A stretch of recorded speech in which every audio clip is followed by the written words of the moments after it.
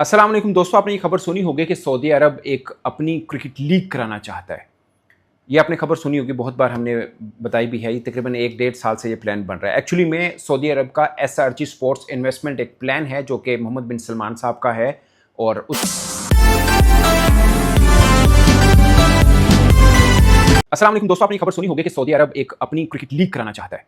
ये आपने खबर सुनी होगी, बहुत बार हमने बताई भी है। तकरीबन 1 डेढ़ साल से ये प्लान बन रहा है। एक्चुअली में सऊदी अरब का एसआरजी स्पोर्ट्स इन्वेस्टमेंट एक प्लान है जो कि मोहम्मद बिन सलमान साहब का है। और उसके तहत $1 ट्रिलियन की टोटल इन्वेस्टमेंट है मुख्तलिफ, जिसके अंदर उन्होंने LIV गोल्फ सीरीज करवाई, फार्मूला 1 करवाई, 2034 के अंदर फीफा वर्ल्ड कप के लिए होस्टिंग की तरफ हो जाएंगे और भी इंटरनेशनली स्पोर्ट्स के बड़े बड़े मुकाबले कराने। तो इस खित्ते के अंदर क्रिकेट सबसे ज्यादा मकबूल है, इसलिए वो क्रिकेट के अंदर भी इन्वेस्ट करना चाहते हैं। इसके लिए उन्होंने $400 मिलियन रखा हुआ है जो कि इंजेक्ट करेंगे इस लीग के लिए। $400 मिलियन इतना ज्यादा अमाउंट बनती है, इसका अंदाजा आप इस बात से लगा सकते हैं कि अभी जब 100 के लिए जो इंग्लैंड की T20 लीग है उसके लिए उन्होंने जो टीमें बेची थी वो $520 मिलियन में 49% शेयर बेचे थे इंडियन इन्वेस्टर्स को उन्होंने। इसके अलावा 120 या $150 मिलियन बनता है जो साउथ अफ्रीका लीग हो रही है, उन्होंने जो अपनी टीमें बेची थी वो इतनी बेची थी। तो $400 मिलियन ह्यूज अमाउंट है और जस्ट एक प्राइमरी अमाउंट है जो उन्होंने इंजेक्ट करनी है। और उनका फार्मूला बहुत जबरदस्त है। ग्रैंड स्लैम जो टेनिस के अंदर फार्मूला होता है वो क्रिकेट के अंदर होता है। मगर खबर ये नहीं है, खबर ये है कि दो बोर्ड को उससे बड़ी प्रॉब्लम हो रही है। एक ऑफ कोर्स इंडिया, दूसरा इंग्लैंड।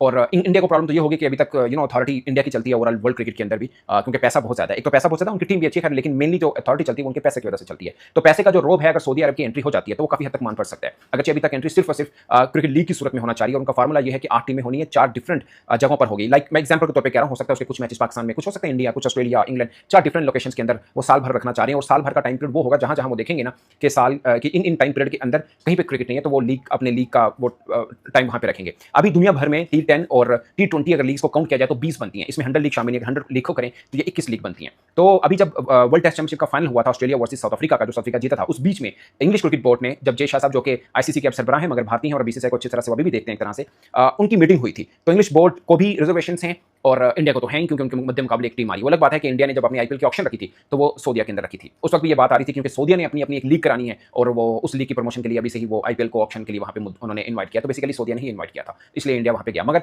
अब इंडिया रिलेक्टेंट है किसी तरह से भी इस लीग को सपोर्ट करने के लिए, क्योंकि इस लीग का फार्मूला यह है कि हर देश को कहा जाएगा कि आप अपने क्रिकेटर्स को NOC दें इस लीग को खेलने के लिए। मगर किसी भी लीग के इंट्रोड्यूस होने के लिए ICC की अप्रूवल बहुत जरूरी होती है। और इंग्लिश क्रिकेट बोर्ड ये चाहता है कि ICC के साथ या BCCI के साथ एक ही बात है, मिलकर इस लीग के लिए खिलाड़ियों को NOC ना दिलाने पर आमादा किया जाए। और अगर ICC कह देता है तो फिर पाकिस्तान भी अपने किसी क्रिकेटर को उस लीग के लिए NOC नहीं देगा। इन केस अगर ICC इस लीग को नहीं मानता, जिसके चांसेस ना होने के बराबर है, ये जरूर हो सकता है क्योंकि सऊदिया की अपनी एक वक़्त है, एक अपनी एक है। और ICC किस बुनियाद पर कहेगा कि नहीं हम इस लीग को नहीं मानते या उसको के आईनी या कानूनी करार ना दे, मुश्किल बात है। ये हो सकता है कि BCCI अपने खिलाड़ियों को परमिशन ना दे या इंग्लिश बोर्ड जो है वो अपने खिलाड़ियों को परमिशन ना दे। वो अलग बात है कि इंग्लिश क्रिकेट बोर्ड का BCCI के साथ भी एक फड्डा चला था जब IPL के बीच में उन्होंने अपने 3 मेन क्रिकेटर्स जिसमें जोस बटलर भी शामिल है सीरीज के लिए IPL के अच्छे अहम मैचेस उन्होंने निकाल लिया था या वापस बुला लिया था। लेकिन इस आपस की डिस्कशन में ये फार्मूला भी, एक अंग्रेजी अखबार है द गार्डियन, उन्होंने बोला कि ये वाला मामला भी अब हल हो सकता है, जो एक थोड़ा सा डेडलॉक बना हुआ था। आपको याद होगा कि IPL ने हैरी ब्रूक के ऊपर कुछ पाबंदी भी लगा रखी है। उसके बाद हैरी ब्रूक ने कहा था कि मेरे लिए नेशनल ड्यूटी ज्यादा अहम है कि मुझे अपनी, अब तो वो कप्तान भी है कि अपनी टीम को रिप्रेजेंट करना है, ना कि मैं किसी लीग के लिए ज्यादा वो हो पाऊं। तो ये एक मामला भी है। मगर मेन प्रॉब्लम ये है वो कि इंग्लिश क्रिकेट बोर्ड और BCCI को प्रॉब्लम है। BCCI को प्रॉब्लम है कि जय शाह साहब को प्रॉब्लम है, वो शायद